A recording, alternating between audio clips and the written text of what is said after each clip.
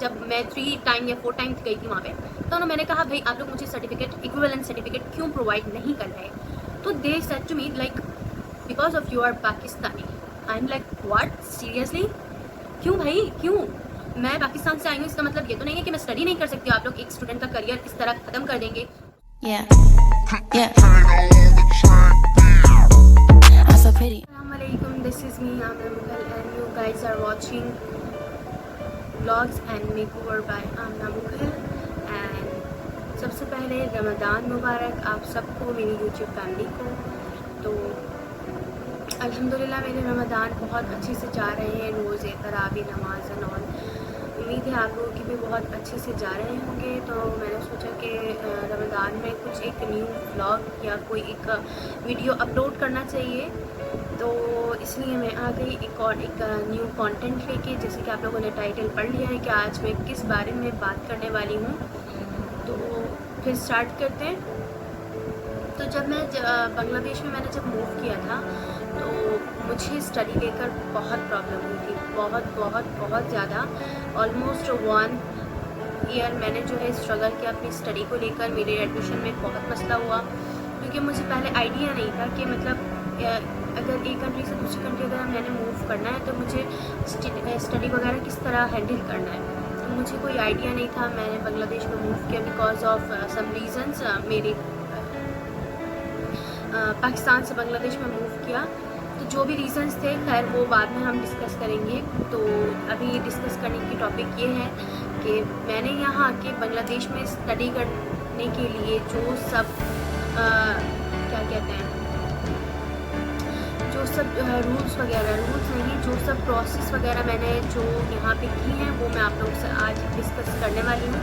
क्योंकि मैं अकेली एक स्टूडेंट नहीं थी यहाँ पे बांग्लादेश में जिनको यहाँ पर इतनी सारी मुश्किलात का सामना करना पड़ा। ऐसे बहुत सारे स्टूडेंट्स थे वहाँ पर मेरे साथ जो मतलब स्ट्रगल कर रहे थे स्टडीज़ को लेकर, क्योंकि बांग्लादेश में इतनी ईजीली, किसी भी कंट्री में इतनी ईजीली जो है ना वो स्टडी का इक्विवेलेंट सर्टिफिकेट नहीं देते। तो ऐसे बहुत सारे स्टूडेंट थे। मैं तो पाकिस्तान से आई थी, बहुत सारे स्टूडेंट्स थे जो थे लंदन से या अदर्स कंट्री से, जिनको इक्विवेलेंट सर्टिफिकेट वो प्रोवाइड नहीं कर रहे थे, जिसके बगैर हम यहाँ पर किसी भी कॉलेज और यूनिवर्सिटी में एडमिशन नहीं ले सकते। तो अब वहाँ चले जाते हैं हम बात पे कि हमारे पास इक्विवेलेंट कहाँ से देंगे ये हमें। इक्विवेलेंट अगर सर्टिफिकेट जो है बेसिकली वो हमें मिलता है ढाका एजुकेशनल बोर्ड से, जो कि है इन ढाका में। और वहाँ पे मीटिंग्स होती हैं, मीटिंग्स के थ्रू वो लोग अप्रूव करते हैं आपकी जो है वो डॉक्यूमेंट्स वगैरह। उसके बाद जाके वो आप लोगों को, आपको या मुझे जो उन्होंने जो है वो मेरा जो डॉक्यूमेंट्स वगैरह है अप्रूव करने के बाद मुझे एडमिशन लेने के लिए उन्होंने इजाज़त दे दी। पर इतनी आसानी से नहीं दी। मैंने बहुत बहुत बहुत स्ट्रगल किया।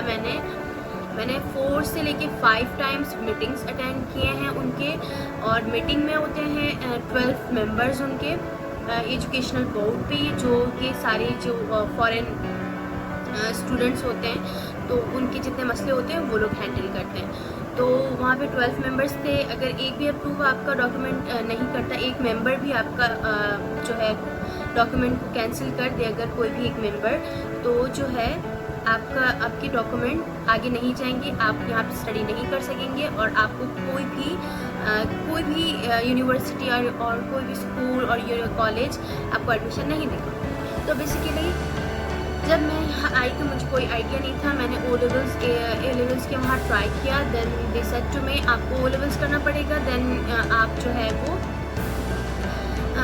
मतलब ए लेवल्स के लिए अप्लाई कर सकते हैं। तो मैंने कहा मुझे अगेन ओ लेवल्स यहाँ नहीं करना है, मैं ऑलरेडी ओ लेवल्स पाकिस्तान में ख़त्म करके आ चुकी हूँ। तो उन्होंने कहा नहीं आपको यहाँ पे करना पड़ेगा। तो मैंने कहा ये कोई रीज़न नहीं है, मेरे 2 ईयर्स वैसे ही चले जाएंगे और मुँह से बोलने से तो नहीं हो जाता है ओ लेवल्स।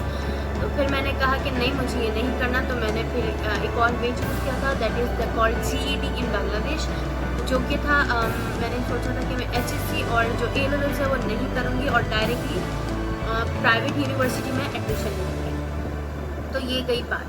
तो मैंने जो है वो GED कंप्लीट किया।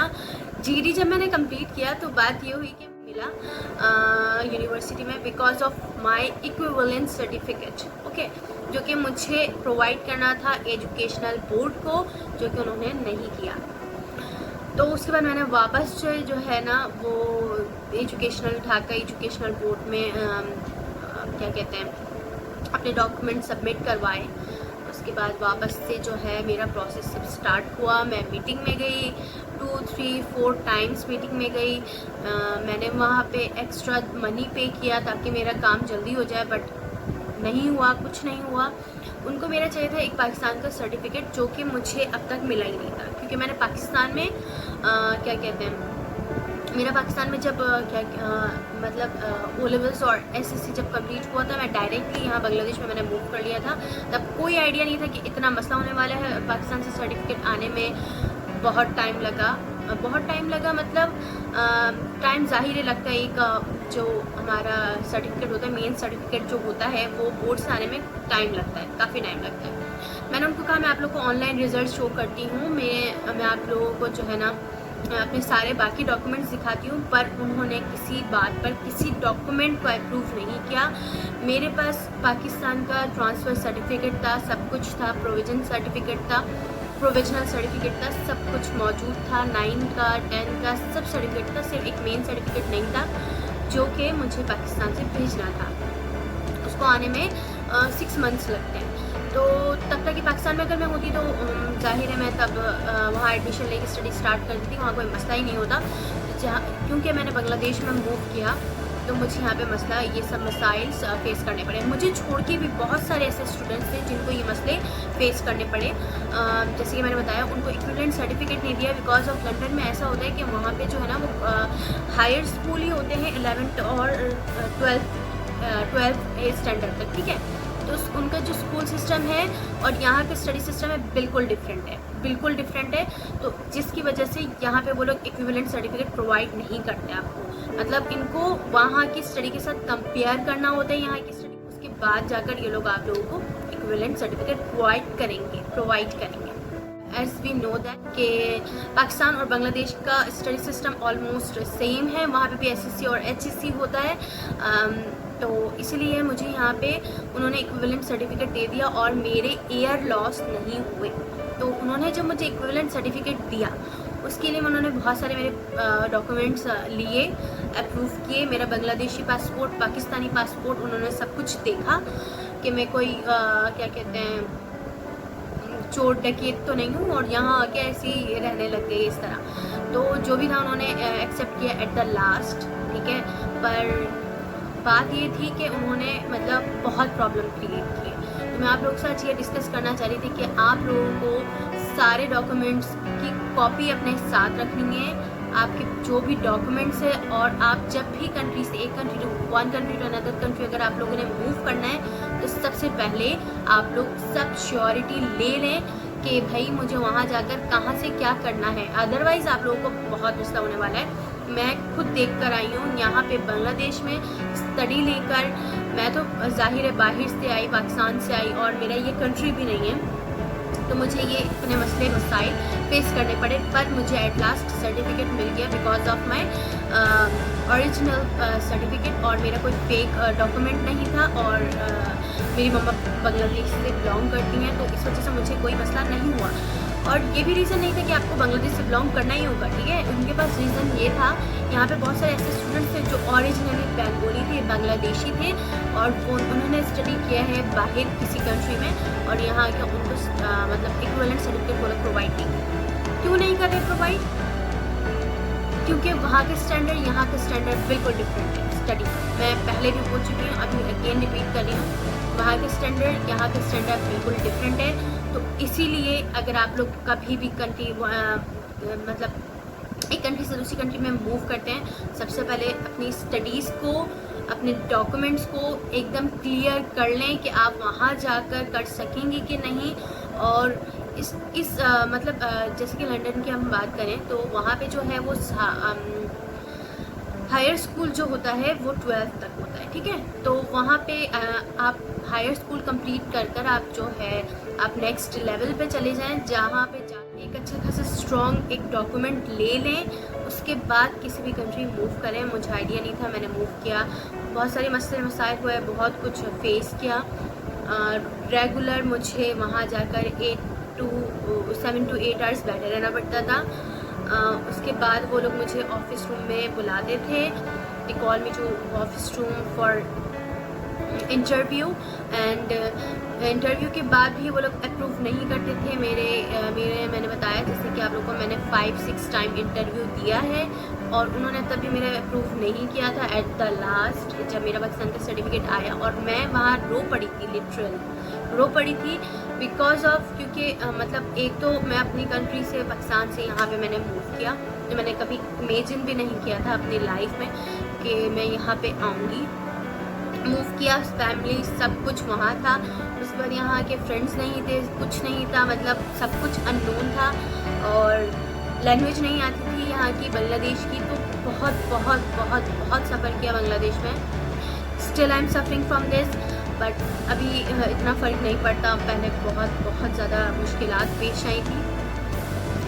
तो बात ये थी कि वहाँ जब मैं गई तो उन्होंने मेरा इंटरव्यू लिया। इंटरव्यू लेने के बाद आस्क्ड मी बहुत सारे क्वेश्चंस जो कि मतलब थोड़े से डिफ़िकल्ट थे। अगर आप सही से आंसर नहीं दे सकोगे तो आप लोगों को डिफ़िकल्ट नहीं थे, मतलब अगर आपने आंसर जो है वो सेम नहीं दिया या कुछ गड़बड़ी कर दी तो वो बोलेंगे कि आपने तो झूठ बोला, आप यहाँ पे जो है ना वो मतलब पढ़ने नहीं आए या कुछ मतलब आप लोग रॉन्ग डॉक्यूमेंट्स पे आए हैं।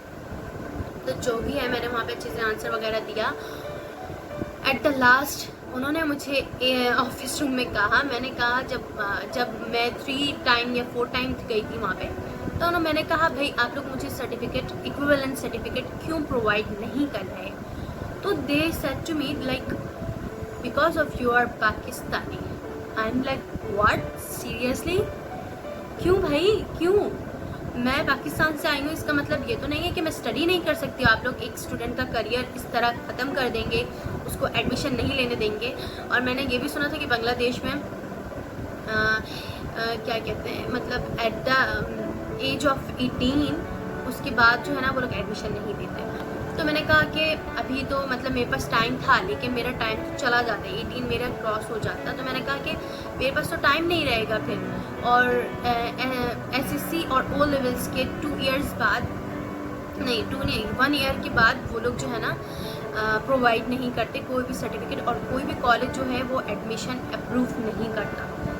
तो मैंने कहा कि आप लोग क्या एक स्टूडेंट की लाइफ को इस तरह बर्बाद डिस्ट्रॉय कर देंगे? दे आर लाइक हम कुछ नहीं कर सकते, आप पाकिस्तान से आई हैं इसलिए आपके साथ ये मसले हुए हैं। मैंने कहा अगर मैं पाकिस्तान से आई हूँ तो बाकी स्टूडेंट्स बाहर जो बैठे हुए हैं उनका क्या कहेंगे आप, उनके बारे में क्या कहना चाहेंगे आप? तो उन्होंने कहा कि भाई उनके अलग अलग मसाइल हैं। तो मैंने कहा ये कोई मसला नहीं है, आप लोग खुद ही सर्टिफिकेट प्रोवाइड नहीं कर रहे हैं। तो पर ये हुआ कि मेरे साथ एट द लास्ट उनको मेरा चेहरा, और मैं वहाँ पे उनके साथ मैंने मतलब थोड़ी सी आर्गूमेंट कर ली थी, तो उनको मेरे चेहरा भी याद हो गया था। जब मैं लास्ट टाइम गई वो मे बी 6th टाइम था जब मैं मीटिंग में गई इंटरव्यू के लिए। जब मेरा रोल नंबर आया, मुझे बुलाया किया ऑफिस रूम में, तो उनको मैं याद थी, ठीक है। तो उन्होंने कहा कि मैंने कहा मेरा सर्टिफिकेट आ गया है पाकिस्तान से, आप लोग देख लीजिए, मेरा सर्टिफिकेट जो है ना वो रॉन्ग नहीं है, कोई नकली डॉक्यूमेंट नहीं है, फेक नहीं है, सब कुछ रियल है। मैं यहाँ पे जो आई हूँ बांग्लादेश में वो भी सब कुछ रियल है। आप लोग अगर अभी भी बिलीव नहीं होता तो आप लोग मैंने ऐसा कुछ नहीं कहा था, मुझे याद नहीं आ रहा है, सॉरी तो मैंने कहा उनको याद रहा था कि मैं गई थी वहाँ पे, और मैंने उनको बहुत पहले ही मतलब 3rd और 4th टाइम मैंने उनको बहुत सुनाया भी था कि आप लोग क्यों नहीं एक्सेप्ट करते हैं, ठीक है, क्यों नहीं मुझे प्रोवाइड करे इक्विवेलेंट सर्टिफिकेट। तो उनको मेरा चेहरा इस तरह याद हो गया था। उसके बाद एट द लास्ट उन्होंने जब मेरा सर्टिफिकेट देखा, कुछ सवाल वगैरह किए, उसके बाद उन्होंने मुझे बोल दिया भाई आप जाएं और एडमिशन ले लें, आप किसी भी कॉलेज में जाकर एडमिशन ले सकती हैं। पर उसी वक्त ही कहानी ख़त्म नहीं हुई, कहानी तो उस वक्त शुरू हुई थी उसके बाद जो है ना मैंने कॉलेजेस में अप्लाई करना शुरू किया, और बहुत सारे कॉलेजेस थे जो एक्सेप्ट नहीं कर रहे थे, उनको समझ में नहीं आ रहा था कि ये है क्या। और मैं बांग्ला नहीं आता था, बंगाली लैंग्वेज बिल्कुल नहीं आती थी, यहाँ आके सब कुछ सीखा है।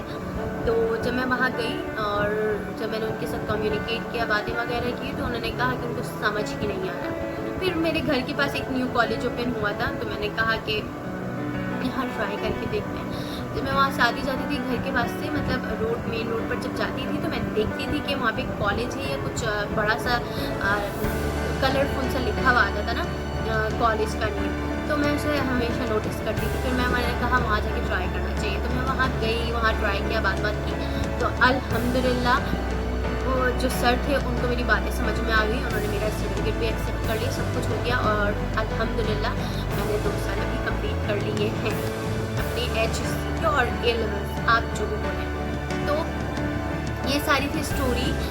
और मेरी तरफ बहुत सारे ऐसे स्टूडेंट्स हैं, मैंने आपको जो बताया कि बहुत सारे स्टूडेंट्स हैं लंदन के, ये वो जो ढाका एजुकेशनल बोर्ड में थे, उन्होंने भी जो है ना मेरे सेम कॉलेज में अप्लाई किया, पर वो जो है स्टैंडर्ड उनका अलग था। उन्होंने जो है वो 9 और 10 में थे मेरे ख्याल से, उन्होंने अप्लाई किया। और एक और थी जिसका पूरा ईयर लॉस हो गया, वो मेरे साथ की थी, सेम बैच था हमारा, पर वो लंदन से बिलोंग करती थी और मैं पाकिस्तान से बिलोंग करती थी। तो उसके बाद जो है उसे एडमिशन मिला 8th ग्रेड में, मतलब 8th स्टैंडर्ड में। उसके बाद बेचारी का जो है ना इतने सारे 4 इयर्स ऑलमोस्ट लॉस हो गए और अब पता नहीं क्या हाल है। बस मुझे लास्ट में पता चला था कि उनका जो है ना वो एडमिशन वगैरह है, वो मतलब इस तरह हुआ है। मुझे बहुत तकलीफ़ हुई, मतलब अच्छा नहीं लगा। तो आप लोगों से यही है मेरी रिक्वेस्ट कि आप लोग जो हैं वो कभी भी कंट्री मूव करने से पहले ज़रूर इन्फॉर्मेशन कलेक्ट कर लें, उस कंट्री के रूल्स रेगुलेशन सब कुछ, वहाँ जाके क्या क्या करना पड़ेगा, कहाँ जाना पड़ेगा, सब कुछ। मुझे तो पता भी नहीं था कि यार भाई आपको एजुकेशनल बोर्ड में जाके अपने सर्टिफिकेट को इक्विवेलेंट करना है। जब मैं यूनिवर्सिटी के एडमिशन के लिए गई तो उन्होंने कहा कि GED करने के बाद उन्होंने कहा ये you have to submit your equivalent document, उसके बाद ही हम आपको एडमिशन देंगे। तो मैंने कहा ठीक है, मुझे इसके लिए अप्लाई करना पड़ेगा।